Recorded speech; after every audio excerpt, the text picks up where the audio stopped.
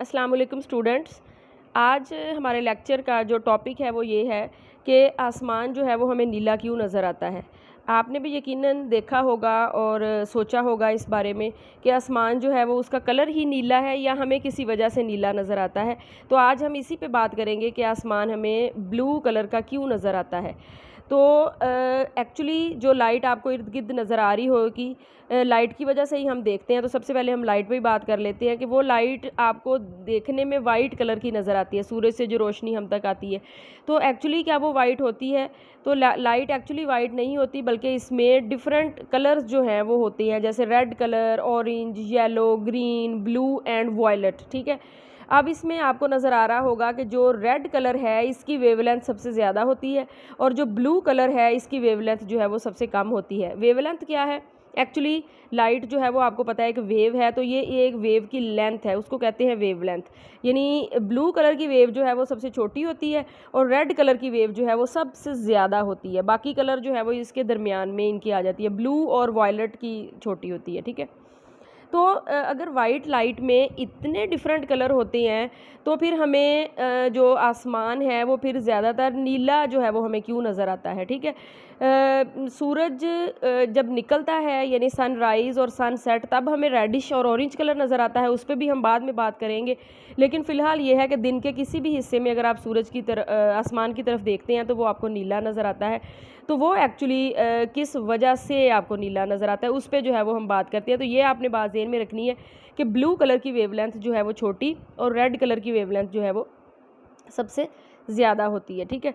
तो इस पे हम दोबारा जो है वो इस पे आते हैं। तो यहाँ पे आपको ये वाली जो है वो हमारी अर्थ नज़र आ रही है। उसके बाद अर्थ के अबव जो है वो ये एटमॉस्फेयर है और उसके बाद यहाँ पे सूरज है और सूरज की रोशनी से जो लाइट आ रही है वहाँ पे आपको सारे कलर नज़र आ रहे होंगे। ये देखें, सारे कलर नज़र आ रहे होंगे। यहाँ पे रेड है, यहाँ पे ऑरेंज सा है, यहाँ पे येलो है, यहाँ पे ग्रीन है और यहाँ पे ब्लू है।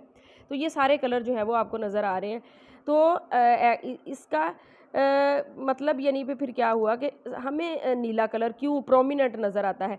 तो एक्चुअली जब सूरज की वाइट लाइट जिसमें 7 कंपोनेंट कलर्स होते हैं वो हमारी एटमॉस्फेयर से आके टकराती है। ये हमारी एटमॉस्फेयर है जो सूरज हमारी ज़मीन के इर्द गिर्द है। तो आपको पता है कि हमारी एटमॉस्फेयर में गैस पार्टिकल्स और वाटर वेपर्स, डस्ट पार्टिकल, इस तरह के काफ़ी डिफरेंट टाइप के मालिक्यूल्स जो हैं वो होते हैं। तो जब लाइट वेव आके इन मालिक्यूल से आके टकराती है तो टकराने के बाद जो है वो लाइट स्कैटर कर जाती है, यानी बिखर जाती है डिफरेंट डायरेक्शंस में।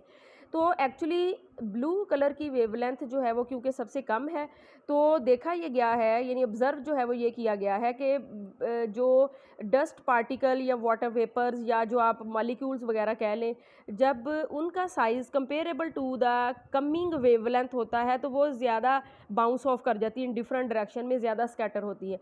तो क्योंकि ब्लू कलर की वेवलेंथ छोटी होती है, बाकी जो कलर है उनकी वेवलेंथ ज़्यादा होती है, ब्लू कलर से ज़्यादा और रेड की सबसे ज़्यादा। तो बाकी कलर जो है वो स्ट्रेट जो है वो ऐसे मूव कर जाते हैं और मिक्स हो जाते हैं और हमें फिर कुछ वाइटिश टाइप से ही नज़र आते हैं, यानी वो डिफरेंट नज़र नहीं आते। लेकिन जो ब्लू कलर होता है वो उन सब में अलहदा हो जाता है, क्योंकि जैसे ही वो उन मालिक्यूल से जाकर स्ट्राइक करता है तो स्कैटर कर जाता है डिफरेंट डायरेक्शंस में, वो हर तरफ यानी फैल जाता है। लेकिन बाकी कलर जो है वो फैलते नहीं हैं और वो डायरेक्ट जो है वो हमारी आंखों तक पहुँचते हैं, वो हमें वाइट ही नज़र आता है। ठीक है। तो लेकिन जो ब्लू कलर होता है वो स्कैटर कर जाता है अपनी शॉर्ट वेवलेंथ की वजह से, गैस के जो या जो मालिक्यूल्स हैं, जो जो पार्टिकल्स हैं उनके साथ स्कैटर कर जाता है। तो that is the phenomena of scattering of light. ठीक है। तो इस वजह से हमें जब भी हम ऊपर की तरफ आसमान की तरफ देखते हैं तो वो हमें ब्लू कलर फैला हुआ या आसमान नीला नज़र आता है।